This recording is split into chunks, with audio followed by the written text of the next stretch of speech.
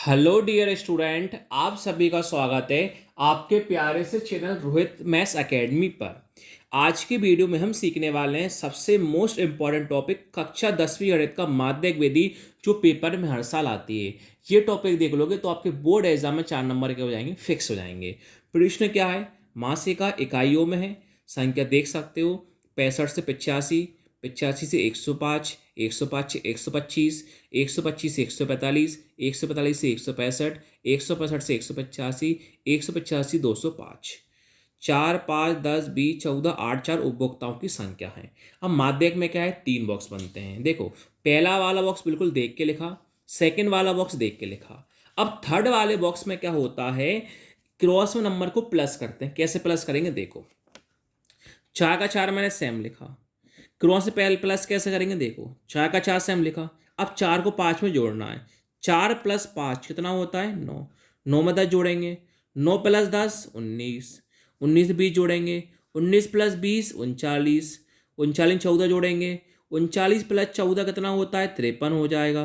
53 में 8 जोड़ेंगे, 53 + 8 कितना होगा आपके पास? 61 हो जाएगा। 61 में 4 जोड़ेंगे, 61 + 4 कितना हो जाएगा? 65 हो जाएगा। यहां तक किसी बच्चे को कोई भी डाउट नहीं होगा मेरे हिसाब से। अब क्या करेंगे? आपको माध्यक का सूत्र पता होना चाहिए तो ही आप कर पाओगे। देखिए, माध्यक का सूत्र क्या होता है, ध्यान से देखिए।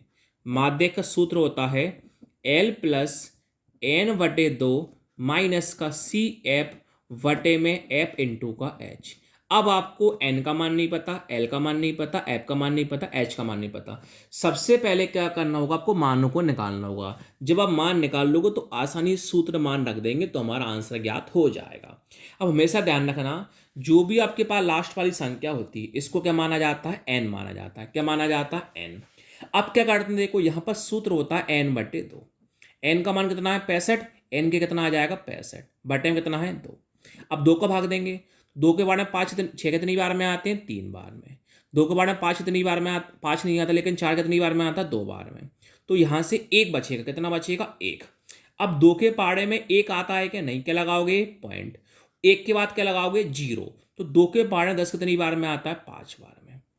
32.5 आया। अब ध्यान से सुनना, ये करना है 32.5 आया, ये देखना है 32.5 किन किन दो संख्याओं के बीच में आता है। सर 32.5 जो है ना, क्या होगा? वो 19 और 39 बीच में ही आ सकता है। 32.5 19 और 39 के बीच में ही आ सकता है। अब हमेशा ध्यान रखना, जो ऊपर संख्या होगी इसको क्या बोला जाएगा? CF। जो नीचे संख्या होगी, नीचे के आगे वाला क्या बोला जाएगा? F बोला जाएगा। F के आगे वाला क्या बोला जाएगा? L बोला जाएगा। बचा H। H का मान कहाँ से आएगा? पीछे वाले में से आगे वाला माइनस कर दो, वो किसका मान होगा? आपके पास H का मान हो जाएगा। 125 में से 105 घटाएंगे, कितना आएगा? 20। किसका मान होगा? H का मान होगा। सभी के मान निकल गए, बस अब मानों को रख दो। L का मान कितना? 125।